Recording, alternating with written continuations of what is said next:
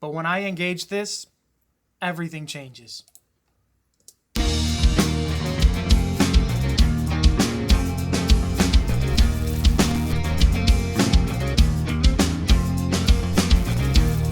NOIZ Media Channel, we're in my studio, The Sanctuary. I'm Joe, and today we're talking about room mics and how they are the most important mic for your drum recordings at home. Let me show you. I have a drum track that was recorded in a room. I'm going to show you some video now of that so you can see how it's not perfect, which I did on purpose.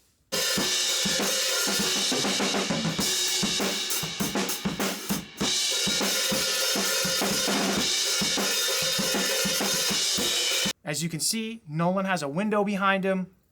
There's a metal cabinet over. It's just not perfect in an acoustic setting.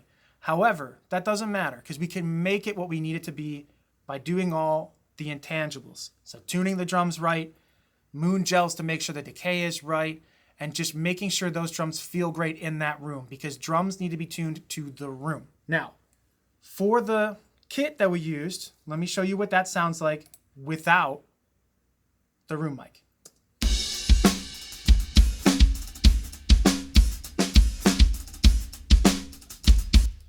So that sounds great.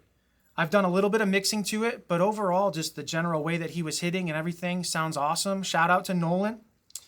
This is his tune. He played all the instruments, and yeah, just a talented dude and real stoked that he gives me the opportunity to work with him.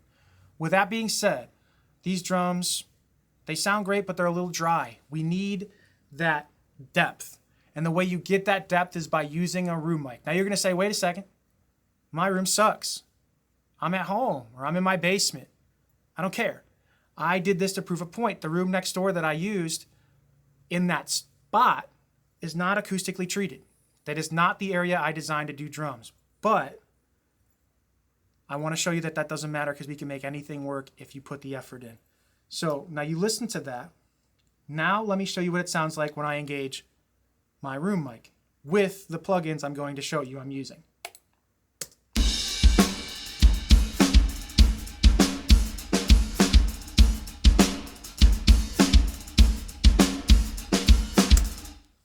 Now what you hear is it's got depth. All of a sudden it sounds like we went to a big studio and tracked drums. I didn't add samples. I didn't do anything other than put a room mic in front of the kit, maybe about, it was like 7 or 8 feet. I like to put it low because I get more of that low end from the kick drum and the snare and less cymbals. But for tracking, that's all I did. Now in mixing, I did do some fun stuff to it. And that's what I'm going to show you now. Here is the room mic without any plugins on it.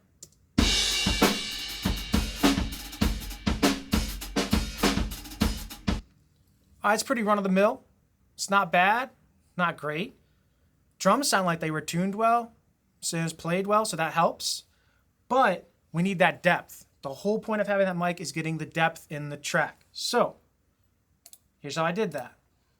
I have Valhalla Room pulled up, and I have it at 100% wet. But what I did to adjust it to make sure it felt good in the track is I messed with the decay.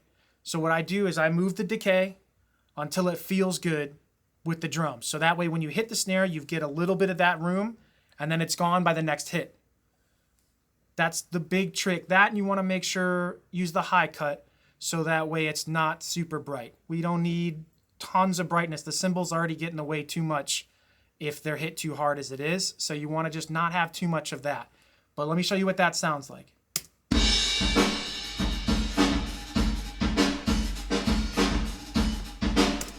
Now all of a sudden, it sounds like we're in a big room. And it took that mono track and made it feel stereo. So it creates width to the drums and depth. Now, I like the way it sounds, but I want to go a little bit further so that way we can tailor it to the kit that we have. So I'm going to use Pro Q3, all reliable. I'm going to take a little low end out, a little bit more high end out, do a little scoop in the mid at 1K just to kind of make it not get in the way, basically. I did one more little trick. At around 4,000 hertz, I did a dynamic EQ. So that way, every time he goes big crashes, it pulls that down because those cymbals, they get in the way. But this is a good trick if you've got too much cymbals in your rooms. We don't need to do super drastic EQs and ruin the way they sound. Just use some of the dynamic EQ to your advantage. Find where when the drummer hits and there's a lot of cymbal, find that frequency when you're watching and just let it pull it down. And I'll show you how it happens right here.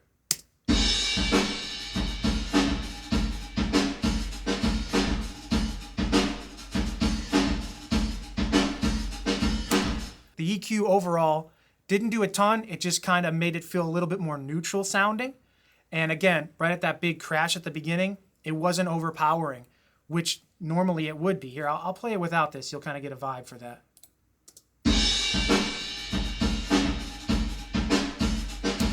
Now with that little trick on.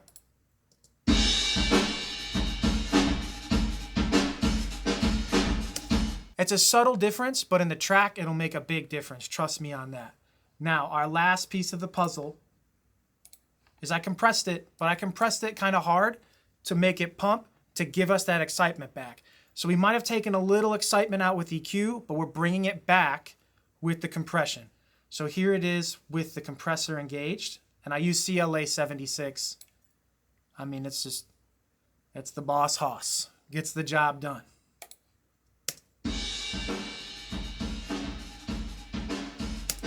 Let me bring that up so you can hear it a little better.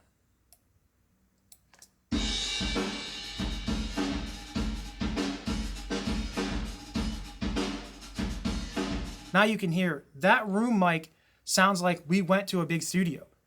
Like it sounds like you just went somewhere and spent a ton of money and you put a bunch of effort into using outboard pre's and all this fun stuff. But we didn't. All we did is put, I think it was a Warm Audio FET Junior. I think they're like $299. So it's not a super expensive condenser mic. And I didn't think about it too hard. I just went right in front of the kit on the ground and put it, like I said, about 8 feet away and then processed it. But that is going to dramatically change our drum sound. So here we're going to go and listen to it one more time, and then I'm going to play it for you in the track with and without, and you can hear how it just makes the drums sit so much better.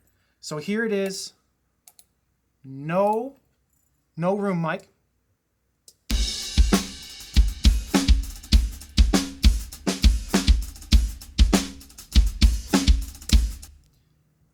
Now, here it is with the room mic without our plugins that we put on it.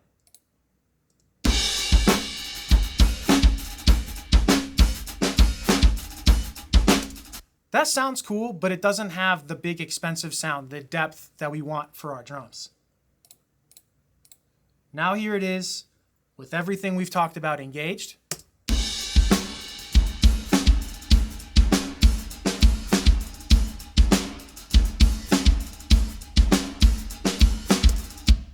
That's killer. Like it takes the drum sound from amateur to professional just like that. Let's check it out in the track before we're done here. I just want you to be able to hear it in context. Now, this is the tune without the room mic engaged. So the drums, bass, guitars, but no room mic.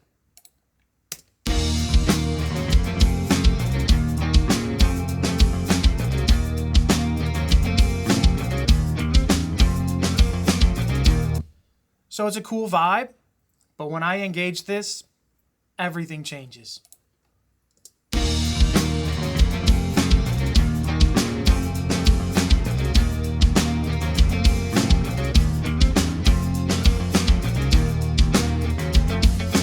That to me immediately takes it from a recording that sounds like it's amateur and immediately makes it feel pro.